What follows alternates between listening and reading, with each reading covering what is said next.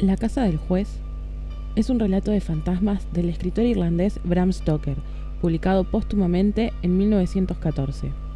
La casa del juez es uno de los cuentos de fantasmas más conocidos por el periodo victoriano y uno de los menos leídos dentro de la obra de Bram Stoker, quizás opacado por aquel vampiro furtivo que con el tiempo absorbió toda la atención de su narrativa.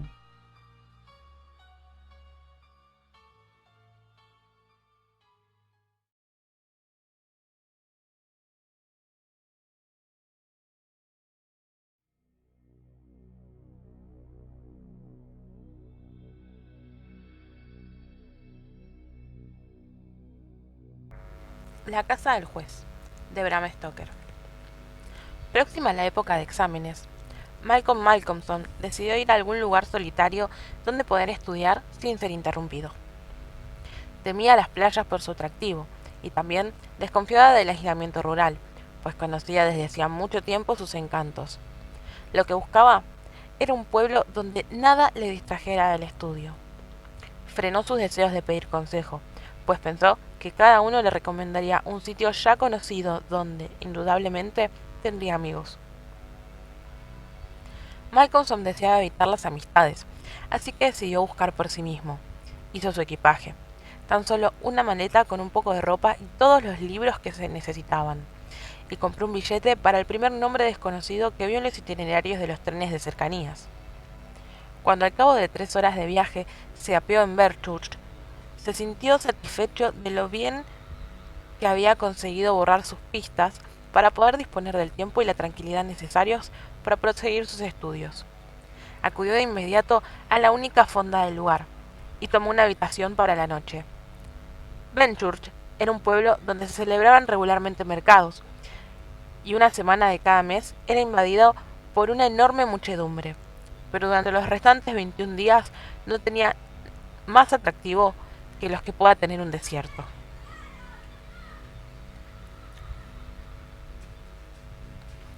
Al día siguiente de su llegada, Malcolmson buscó una residencia aún más aislada y apacible que una fonda tan tranquila como el buen viajero.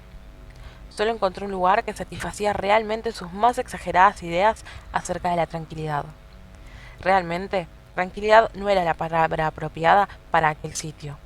Desolación era el único término que podía transmitir una idea de su aislamiento.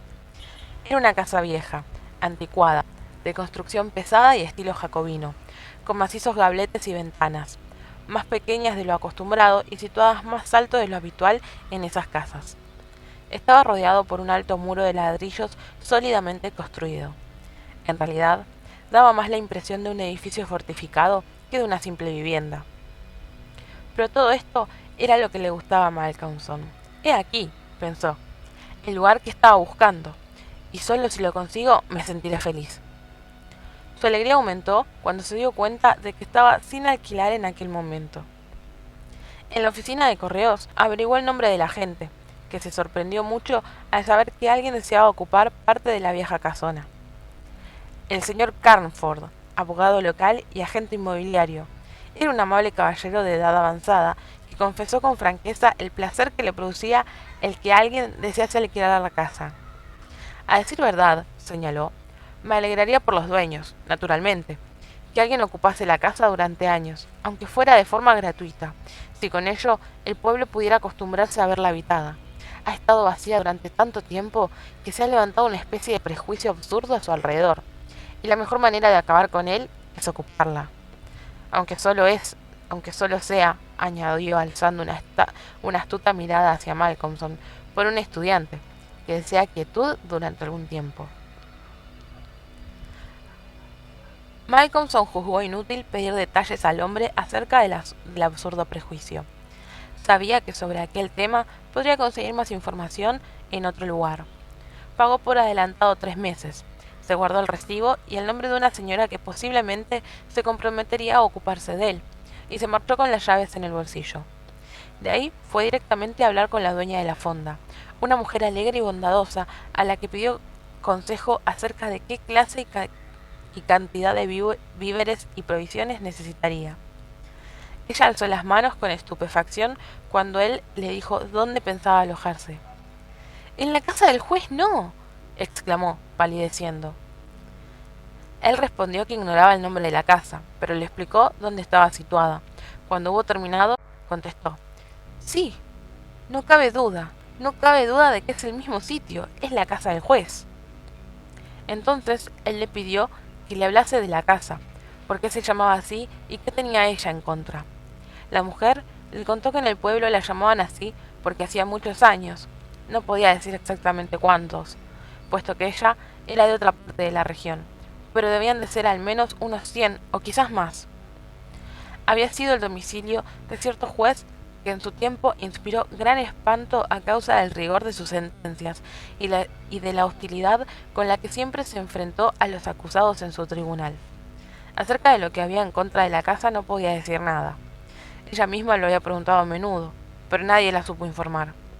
De todos modos, el sentimiento general era de que allí había algo, y ella por su parte no aceptaría ni todo el dinero del banco de Drinkwater si a cambio se le pidiera que permaneciera una sola hora a solas en la casa. Luego se excusó ante Malcolmson, ante la posibilidad de que sus palabras pudieran preocuparle. Es que esas cosas, señor, no me gustan nada, y además el que usted, un caballero tan joven, se vaya, y perdone que se lo diga, a vivir allí tan solo. Si fuera hijo mío, y perdone que se lo diga, no pasaría usted allí ni una noche, aunque tuviera que ir yo misma en persona y hacer sonar la gran campana de alarma que hay en el tejado. La pobre mujer hablaba de buena fe, y con tan buenas intenciones que Malcolmson, además de regocijado, se sintió conmovido. Le expresó cuánto apreciaba el interés que se tomaba por él, y luego, amablemente, añadió: Pero mi querida señora Witham, le aseguro que no es necesario que se preocupe por mí. Un hombre que, como yo, estudia matemáticas superiores, tiene demasiadas cosas en la cabeza para que pueda molestarle ninguno de esos misteriosos algos. Por otra parte, mi trabajo es demasiado exacto y prosaico como para permitir que algún rincón de mi mente preste atención a misterios de cualquier tipo. La progresión armónica de las permutaciones, las combinaciones y las funciones elípticas ya son bastante misterio para mí. La señora Witham se encargó amablemente de suministrarle provisiones y fue en busca de la vieja que le habían recomendado para ocuparse de él.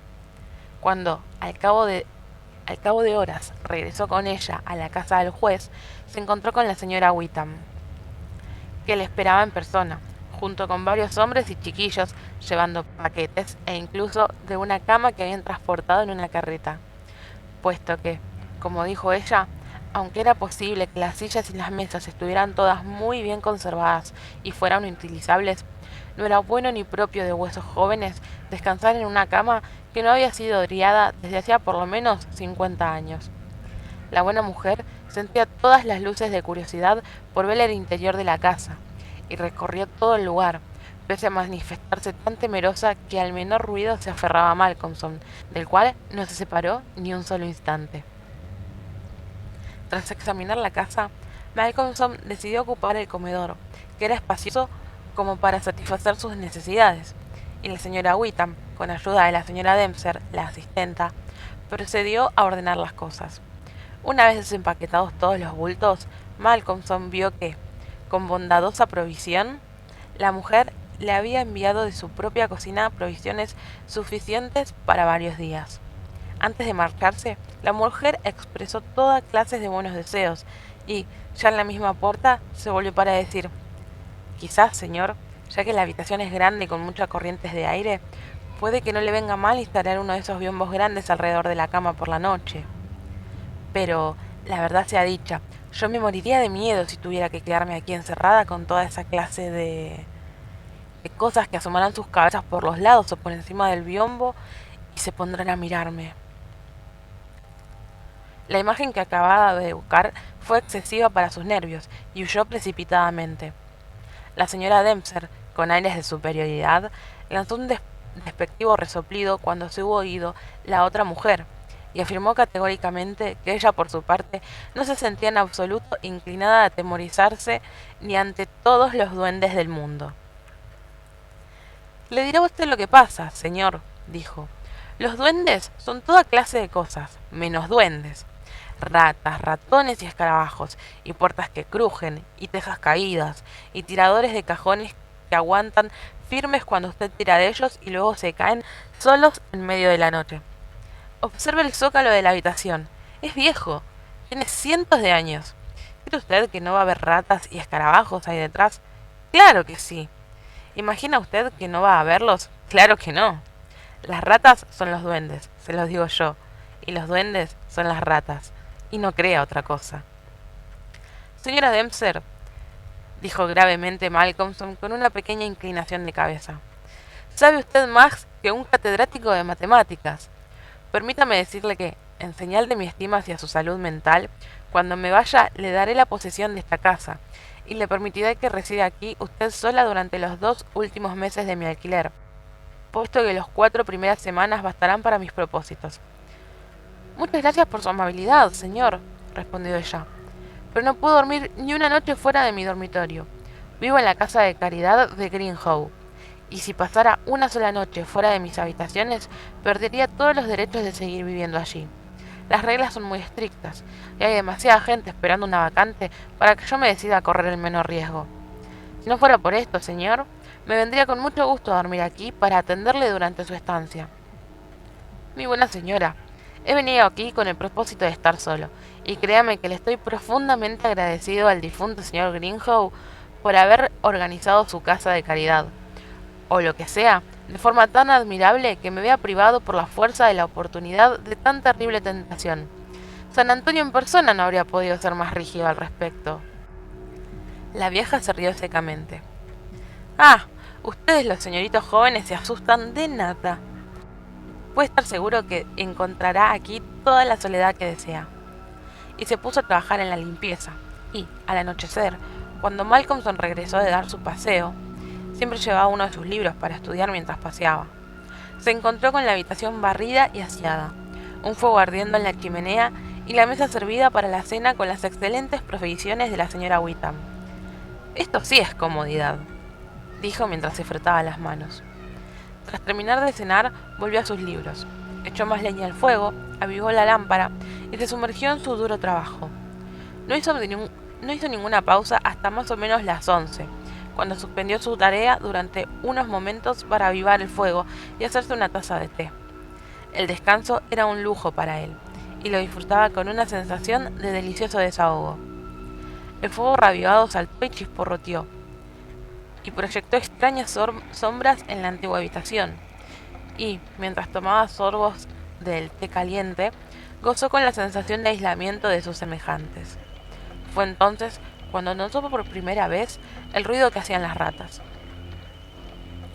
Seguro que no han hecho tanto ruido durante todo el tiempo que he estado estudiando, pensó. De lo contrario me hubiera dado cuenta. Luego, mientras el ruido iba en aumento, se tranquilizó diciéndose que aquellos rumores eran realmente nuevos.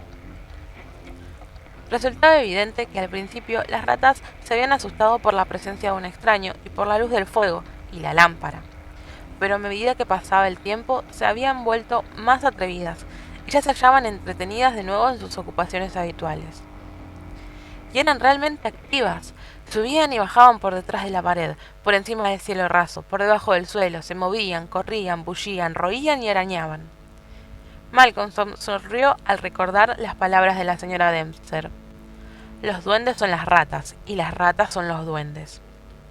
El té empezaba a hacer su efecto estimulante sobre nervios, y el estudiante vio con alegría que tenía ante sí una nueva inmersión en el largo hechizo del estudio, antes de que terminase la noche, cosa que le proporcionó tal sensación de comodidad que se permitió el lujo de echar una ojeada por la habitación. Tomó la lámpara en una mano y recorrió la estancia, preguntándose por qué una casa tan original y hermosa como aquella había permanecido abandonada. Los paneles de roble que recubrían las paredes estaban finamente labrados, y el trabajo en madera de puertas y ventanas era hermoso y de raro mérito.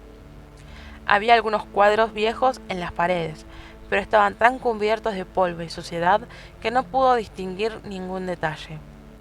En su recorrido se topó con alguna grieta o agujero bloqueados por la cabeza de una rata, cuyos brillantes ojos relucían a la luz, pero al instante la cabeza desaparecía, con un cuchillo y un rumor de huida. Sin embargo, lo que más intrigó fue la cuerda de la gran campana de alarma del tejado, que colgaba en un rincón de la estancia, a la derecha de la chimenea. Arrastró hasta cerca del fuego una gran silla de roble tallado y se sentó para tomar su taza de té. Cuando hubo terminado, volvió a su trabajo, sentado en la esquina de la mesa con el fuego a su izquierda.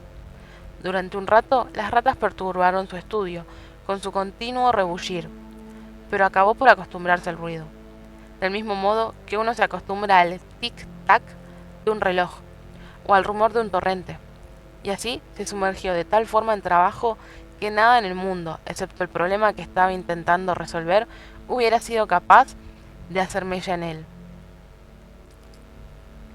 Pero de pronto, sin haber conseguido resolverlo, levantó la cabeza.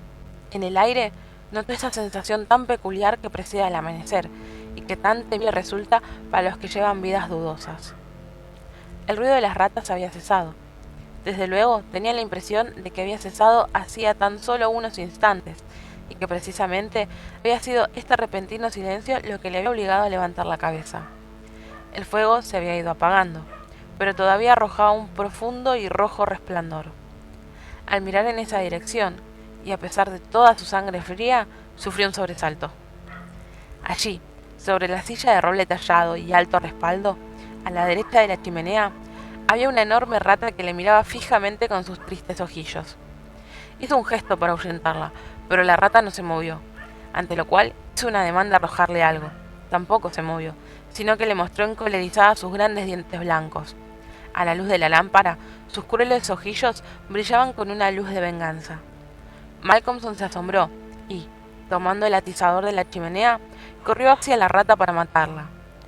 Pero antes de que pudiera golpearla, ésta, con un chillido que parecía encontrar todo su odio, saltó al suelo y, trepando por la cuerda de la campana de alarma, desapareció en la oscuridad donde no llegaba el resplandor de la lámpara, tamizado por una pantalla verde. Al instante, y eso fue lo más extraño, el ruidoso bullicio de las ratas tras los paneles de roble se reanudó. Esta vez no consiguió sumergirse de nuevo en el problema, pero cuando el gallo cantó afuera se fue a la cama. Durmió tan profundamente que ni siquiera se despertó cuando llegó la señora Dempster para arreglar la habitación. Solo lo hizo cuando la mujer, una vez barrida la estancia y preparado el desayuno, golpeó discretamente en el biombo que ocultaba la cama. Aún se sentía un poco cansado de su trabajo nocturno, pero una taza de té lo despejó pronto y, tomando un libro, salió a dar su paseo matutino. Encontró un sendero apacible entre los olmos y allí pasó la mayor parte del día estudiando su Laplace. A su regreso pasó a saludar a la señora Witham, a darle las gracias por su amabilidad. Cuando ella le vio llegar a través de una ventana de su Santo Santorum, emplomada con rombos de vidrio de colores, salió a la calle a recibirlo y le pidió que pasase. Una vez dentro, miró inquisitivamente y negó con la cabeza al tiempo que decía: «No debe trabajar tanto, señor. Esta mañana es usted más pálido que otras veces. Estar despierto hasta tan tarde y con un trabajo tan duro para el cerebro no es bueno. Pero dígame, señor, ¿cómo ha pasado la noche? Espero que bien. No sabe cuánto me alegré cuando la señora Dempster me dijo esta mañana que lo había encontrado tan profundamente dormido cuando llegó. Oh, sí, todo ha sido estupendo. Todavía no me han molestado los algos. Solo las ratas. Tienen montado un auténtico circo por todo el lugar. Había una, de aspecto diabólico, que se atrevió a subirse a mi propia silla, junto al fuego, y se habría marchado de no haberla yo amenazado con el atizador. Entonces trepó por la cuerda de la campana de alarma y desapareció allí arriba, por encima de las paredes o el techo. No pude verlo bien debido a la oscuridad, ¿vio? «¡Dios nos asista!», exclamó la señora Witham. «¡Un viejo diablo! Y sobre una silla junto al fuego! Tenga cuidado, señor, tenga mucho cuidado. A veces hay cosas muy verdaderas que se dicen en broma». «¿Qué quiere decir usted?» «Un viejo diablo. El viejo diablo, quizás. Oh, señor, no se ría usted». Pues Malcolmson había estallado en una franca carcajada. Ustedes, la gente joven, cree que es muy fácil reírse de las cosas que hacen estremecer a los viejos. Pero no importa, señor, no haga caso. Quiera Dios que pueda usted continuar riendo todo el tiempo. Eso es lo que le deseo. Y la buena señora rebosó de nuevo alegre simpatía, olvidados por un momento todos sus temores. Oh, perdóneme, dijo entonces Malcolmson. No me juzgue descortés, es que la cosa me ha hecho gracia. Eso de que el viejo diablo en persona estaba sentado en mi silla. Y al recordarlo se rió de nuevo. Luego se fue a su casa a cenar. Aquella noche el rumor de las ratas empezó más temprano. Con toda seguridad se había iniciado ya antes de su regreso, y solo dejó de oírse unos momentos mientras les duró el susto causado por su imprevista llegada. Después de cenar, se sentó un momento junto al fuego a fumar, y, tras limpiar la mesa, empezó de nuevo su trabajo como otras veces. Pero esa noche las ratas le distraían más que la anterior.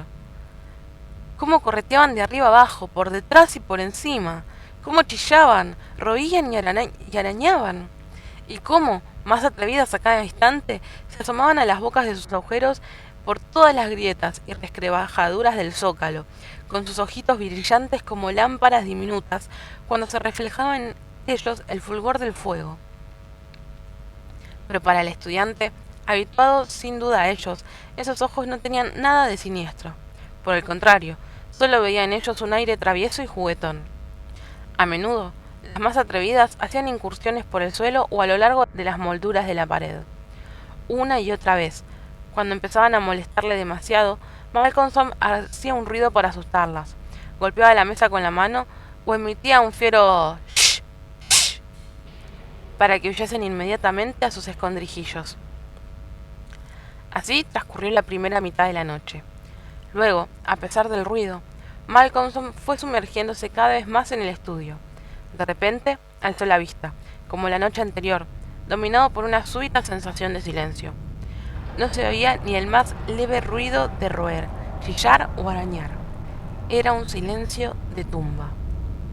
Entonces recordó el extraño suceso de la noche anterior, e instintivamente miró a la silla que había junto a la chimenea. Una extraña sensación recorrió entonces todo su cuerpo. Allá, al lado de la chimenea, en la gran silla de roble tallado de respaldo alto, estaba la misma enorme rata mirándole fijamente con unos ojos fúnebres y malignos. Instintivamente tomó el objeto que tenía más al alcance de su mano, unas tablas de logaritmos, y se la arrojó. El libro fue mal dirigido y la rata no se movió. Tuvo que repetir la escena del atizador de la noche anterior, y de nuevo la rata, al verse estrechamente cercada, huyó trepando por la cuerda de la campana. También fue muy extraño que la fuga de esta rata fuese seguida inmediatamente por la reanudación del ruido de la comunidad. En esa ocasión, como en la precedente, Malcolmson no pudo ver por otra parte de la estancia desaparecer al animal, pues la pantalla de lámpara dejaba en sombras la parte superior de la habitación y el fuego brillaba mortecino. Miró su reloj y observó que era casi medianoche. Avivó el fuego y preparó una taza de té. Había trabajado perfectamente y se creyó merecedor de un cigarrillo. Así pues, se sentó en la gran silla de roble tallado junto a la chimenea y fumó con deleitación. Mientras lo hacía, empezó a pensar que le gustaría saber por dónde lograba meterse el animal, ya que empezaba a acariciar la idea de poner en práctica al día siguiente algo relacionado con una ratonera. En previsión de ello, encendió otra lámpara y la colocó de forma que iluminase bien el rincón del lecho que formaba la chimenea y la pared. Luego, apiló todos los libros que tenía, colocándolos al alcance de la mano para arrojárselos al animal si llegaba el caso. Finalmente, levantó la cuerda de la campana de alarma y colocó su extremo inferior encima de la mesa, pisándolo con la lámpara. Cuando tomó la cuerda en sus manos, no pudo por menos que notar lo flexible que era, sobre todo teniendo en cuenta su grosor y el tiempo que llevaba sin usar. Se podría colgar a un hombre de ella, pensó. Terminados sus preparativos, miró alrededor y exclamó, satisfecho: «Ahora, amiga mía, creo que vamos a darnos las caras de una vez». Reanudó su estudio y, aunque al principio le distrajo el ruido, pronto se abandonó por completo a sus proposiciones y problemas. De nuevo, fue reclamado por su alrededor. Esta vez no fue el repentino silencio lo que llamó su atención. Había además un ligero movimiento de la cuerda, y la lámpara se tambaleaba. Sin moverse, comprobó que la pila de libros estuviese al alcance de su mano, y luego le deslizó su mirada a lo largo de la cuerda. Pudo observar que la gran rata se dejaba caer desde la cuerda a la silla de roble. Se instalaba en ella y le contemplaba. Tomó un libro con la mano derecha y, apuntando cuidadosamente, se lo lanzó. La rata, con un rápido movimiento, saltó de costado y esquivó el proyectil. Tomó entonces un segundo y luego un tercero, y se los lanzó uno tras otro, pero sin éxito. Por fin, y en el momento en que se disponía a arrojarle un nuevo libro, la rata chilló y pareció asustada. Esto aumentó su deseo de dar en el blanco. El libro voló y alcanzó a la rata con un golpe resonante. El animal lanzó un chillido terrorífico y, echando a su perseguidor una mirada de terrible malignidad, trepó por el respaldo de la silla, desde cuyo borde superior saltó hasta la cuerda de la campana de alarma, por la cual subió con la velocidad del rayo. La lámpara que sujetaba la cuerda se tambaleó bajo el repentino tirón, pero era pesada y no llegó a caerse. Malcolmson siguió a la rata con la mirada, y la vio, gracias a la luz de la segunda lámpara, saltar a una moldedura de zócalo y desaparecer por un agujero en uno de los grandes cuadros colgados de la pared, indescifrable bajo la espesa capa de polvo y suciedad. Tomó los libros uno a uno, haciendo un comentario sobre ellos mientras iba leyendo sus títulos. Secciones cónicas ni lo rozó, ni tampoco oscilaciones cicloideas, ni los Principia, ni los Cuaternios, ni la termodinámica. Este es el libro que lo alcanzó. Malcolmson lo tomó del suelo y miró el título, y al hacerlo se sobresaltó y una súbita palidez cubrió su rostro.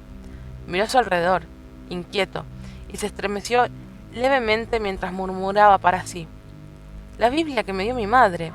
¡Qué extraña coincidencia!». Volvió a sentarse y reanudó su trabajo. Las ratas del zócalo volvieron a sus cabriolas. Sin embargo, ahora le molestaban. Al contrario, su presencia le proporcionaba una cierta sensación de compañía.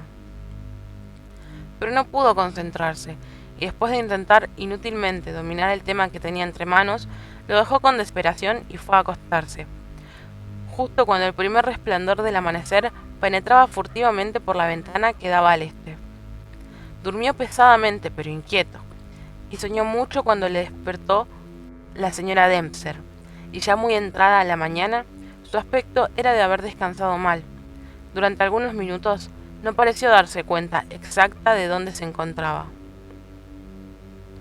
Su primer encargo sorprendió bastante a la criada. «Señora Dempster, cuando me ausente hoy de casa, quiero que coja la escalera, saque el polvo y limpie bien todos esos cuadros, especialmente el tercero a partir de la chimenea. Quiero ver qué hay en ellos». Hasta bien entrada la tarde estuvo Malcolmson estudiando a la sombra de los árboles. A medida que transcurría el día, notó que sus asimilaciones mejoraban progresivamente y fue volviendo al alegre optimismo del día anterior. Ya había conseguido solucionar satisfactoriamente todos los problemas que hasta entonces le habían eludido, y se encontraba en un estado tal de euforia que decidió hacer una visita a la señora Witham en el Buen Viajero. La encontró en su confortable cuarto de estar, acompañada por un desconocido que le fue presentado como el Dr. Thornhill. La mujer no parecía hallarse totalmente a gusto, y esto, unido a que el hombre se lanzó de inmediato a hacerle toda una serie de preguntas, hizo pensar a Malcolmson que la presencia del doctor no era casual. Así que dijo sin ambages: «Dr. Thornhill, contestaré gustosamente cualquier pregunta que quiera hacerme, si primero me contesta usted a una que deseo hacerlo yo». El doctor pareció sorprenderse, pero sonrió y respondió al momento: «De acuerdo, ¿de qué se trata?». «¿Le pidió usted a la señora Witham que viniera aquí a verme y aconsejarme?». El doctor Thornhill se mostró por un momento desconcertado, y la señora Witham enrojeció vivamente y volvió la cara hacia otro lado. Sin embargo, el doctor era un hombre sincero e inteligente, y no dudó en contestar con franqueza: «Así fue, en efecto, pero no quería que usted se enterase. Supongo que han sido mi torpeza y mi apresuramiento los que le han hecho sopesar. Pero en fin, Lo que me dijo fue que no le gustaba la idea de que estuviese usted en esa casa completamente solo, y tomando tanto té y tan cargado. Deseaba que yo le aconsejase que dejara el té, y no se quedara a estudiar hasta tan tarde. Yo también fui un buen estudiante en mis tiempos, y por ello espero que me permita tomarme la libertad de darle un consejo sin ánimo de ofenderle, puesto que no le hablo como un extraño, sino como un universitario puede hablarle a otro. Malcolmson le tendió la mano con una radiante sonrisa. Yo que soy 5, como dicen en América. Le agradezco su interés, y también a la señora Witham, y su amabilidad me obliga a pagarles con la misma moneda. Prometo no volver a tomar té cargado, ni sin cargar, hasta que usted me autorice. Y esta noche me iré a la cama a la 1 de la madrugada lo más tarde, ¿de acuerdo? Estupendo. Y ahora cuénteme usted lo que ha visto en el viejo caserón. Malcolmson relató con todo detalle lo sucedido en las últimas 2 noches. Fue interrumpido de vez en cuando por las exclamaciones de la señora Witham, hasta que, finalmente, al llegar al episodio de la Biblia, toda la emoción reprimida de la mujer halló salida en un tremendo alarido, y hasta que no se le administró un buen vaso de coñac, no se repuso. El doctor Thornhill lo escuchó todo con expresión de creciente gravedad. Cuando el relato llegó a su fin y la señora Witham quedó tranquila, preguntó: ¿La rata siempre trepa por la cuerda de la campana de alarma? Sí, siempre. Supongo que ya sabrá usted, dijo el doctor tras una pausa. ¿Qué es esa cuerda? No. Es la misma que utilizaba el verdugo para ahorcar a las víctimas del cruel juez. Al llegar a este punto, fue interrumpido de nuevo por otro grito de la señora Witham. Y hubo que poner otra vez en juego los medios para que volviera a recobrarse. Malcolmson, tras consultar su reloj, observó que ya era casi hora de cenar, y se marchó a su casa tan pronto como ella se hubo recobrado. Cuando la señora Witham volvió totalmente en sí, asaetó al doctor Thornhill con coléricas preguntas acerca de qué pretendía metiendo aquellas horribles ideas en la cabeza del pobre joven. El doctor Thornhill respondió: Mi querida señora, mi propósito es bien distinto. Lo que yo quería era atraer su atención hacia la cuerda de la campana y mantenerla fija allí. Es posible que se halle en un estado de gran sobreexcitación, por haber estudiado demasiado o por lo que sea, pero de todas formas me veo obligado a reconocer que parece un joven tan sano y fuerte mental y corporalmente como el que más. Pero luego están las ratas. ¿Y esa sugerencia del diablo? Me habría ofrecido a ir a pasar la noche con él, pero estoy seguro de que eso le hubiera humillado. Parece que, por la noche, sufre algún tipo de extraño terror o alucinación, y de ser así, deseo que tire de esa cuerda. Como está completamente solo, eso nos servirá de aviso y podremos llegar hasta él a tiempo, aún de serle útiles. Esta noche me mantendré despierto hasta muy tarde, y tendré los oídos bien abiertos. No se alarme usted, señora Witham, si Benchurch recibe una sorpresa antes de mañana. Oh, doctor, ¿qué quiere usted decir? Exactamente esto. Es muy posible, o mejor dicho, probable, que esta noche oigamos la gran campana de alarma de la casa del juez. Y el doctor hizo un mutis tan efectiza como cabía esperar. Ya tiene allí demasiadas preocupaciones, añadió. Cuando Malcolmson llegó a la casa, descubrió que era un poco más tarde que de costumbre y que la señora Dempster ya había marchado. Las reglas de la casa de calidad Greenhow no eran de desdeñar. Se alegró mucho de ver que el lugar estaba limpio y reluciente. Alegre fuego ardía en la chimenea y la lámpara está bien despabilada. La tarde era muy fría para el mes de abril, y soplaba un pesado viento con una violencia que crecía tan rápidamente que podía esperarse una buena tormenta para la noche. El ruido que hacían las ratas cesó durante unos pocos minutos tras su llegada, pero tan pronto como se volvieron a acostumbrar a su presencia, lo reanudaron. Se alegró de oírlas, y una vez más notó que en su bullicioso rumor había algo que le hacía sentirse acompañado. Sus pensamientos retrocedieron hasta el extraño hecho de que las ratas solo dejaban de manifestarse cuando aquella otra rata, la gran rata de ojitos fúnebres, entraba en escena.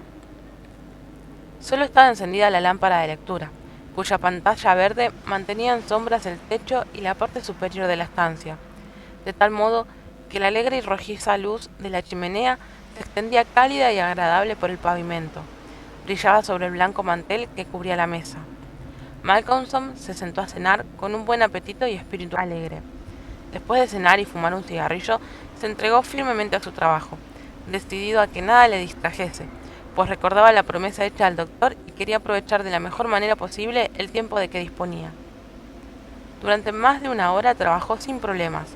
Luego, sus pensamientos empezaron a desprenderse de los libros y a vagabundear por su cuenta. Las actuales circunstancias en las que se hallaba y la llamada atención sobre su salud nerviosa no eran algo que pudiera despreciar. Por aquel entonces, el viento se había convertido ya en un vendaval, y el vendaval en una tormenta. La vieja casa, pese a su saludez, parecía estremecerse desde sus cimientos, y la tormenta rugía y bramaba a través de las múltiples chimeneas y los viejos gabletes, produciendo extraños y aterradores sonidos en los pasillos y las estancias vacías. Incluso la gran campana de alarma del tejado debía de estar sufriendo los embates del viento, pues la cuerda subía y bajaba levemente, como si la campana estuviese moviéndose un poco, y el extremo inferior de la flexible cuerda azotaba el suelo de roble con un ruido duro y hueco. Al escucharlo, Malcolmson recordó las palabras del doctor. Se acercó al rincón de la chimenea y la tomó entre sus manos para contemplarla. Parecía sentir como una especie de morboso interés por ella, y mientras la estaba observando se perdió un momento en conjeturas sobre quiénes habrían sido esas víctimas y sobre el lúgubre deseo del juez de tener siempre ante su vista una reliquia tan macabra. Mientras permanecía allí, el suave balanceo de la campana del tejado había seguido comunicando a la cuerda cierto movimiento, pero ahora de pronto empezó a notar una nueva sensación, una especie de temblor en la cuerda, como si algo se estuviera moviendo a lo largo de ella. Levantó instintivamente la vista y vio a la enorme rata que, lentamente, bajaba hacia él mirándole con fijeza. Soltó la cuerda y retrocedió con brusquedad, mascullando una maldición. La rata dio la vuelta, trepó de nuevo por la cuerda y desapareció. En ese instante, Malcolmson se dio cuenta de que el ruido de las ratas, que había cesado hace un momento, volvía a comenzar. Todo esto le dejó pensativo. Entonces recordó que no había investigado la madriguera de la rata ni mirado los cuadros como había pensado hacer. Encendió la otra lámpara. No tenía pantalla, y levantándola, se situó frente al tercer cuadro a la derecha de la chimenea, que era por donde había visto desaparecer la rata la noche anterior. A la primera ojeada retrocedió, tan bruscamente sobresaltado que casi dejó caer la lámpara, y una mortal palidez cubrió sus rodillas entrechocaron, pesadas gotas de sudor perlearon su frente y tembló como un álamo. Pero era joven y animoso, y consiguió armarse nuevamente de valor. Tras una pausa de unos segundos, avanzó lentamente unos pasos, alzó la lámpara y examinó el cuadro, que una vez desempolvado y limpio era ya claramente distinguible. Era el retrato de un juez vestido de púrpura y armiño. Su rostro era fuerte y despiadado, maligno, vengativo y astuto, con una boca sensual y una nariz ganchuda de rojizo color y forma semejante al pico de un ave de presa. El resto de la cara era de un color cadavérico, los ojos de un brillo peculiar. Tenían una extraña expresión terriblemente maligna. Contemplándolos, Malcolmson sintió frío, pues en ellos vio una réplica exacta a los ojos de la enorme rata. Casi se le cayó la lámpara de la mano cuando vio a ésta mirándole con los ojitos fúnebres desde el agujero de la esquina del cuadro, y notó el repentino cese del ruido de las demás.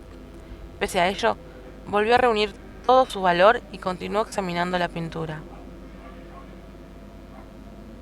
El juez estaba sentado en una gran silla de roble tallado de respaldo alto, a la derecha de una chimenea de piedra, junto a la cual colgaba desde el techo una cuerda que yacía con su extremo inferior enrollado en el suelo. Con una sensación de horror, Malcolmson reconoció en esa escena la habitación donde se hallaba ahora, y miró despavorido a su alrededor, como esperando hallar alguna extraña presencia a su espalda. Luego volvió a dirigir su mirada al rincón que formaba la chimenea. Lanzando un grito desgarrador, dejó caer la lámpara que tenía en la mano.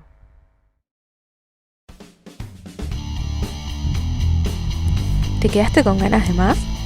¿Querés saber qué es lo que va a pasar? Te invito a suscribirte a nuestro canal para que puedas disfrutar este y muchos más audiolibros. Si te gustó, dale manito arriba. Si no te gustó, déjame un comentario para poder mejorar. Los espero y no se pierdan el siguiente y último tomo de La Casa del Juez de Bram Stoker. Bye bye.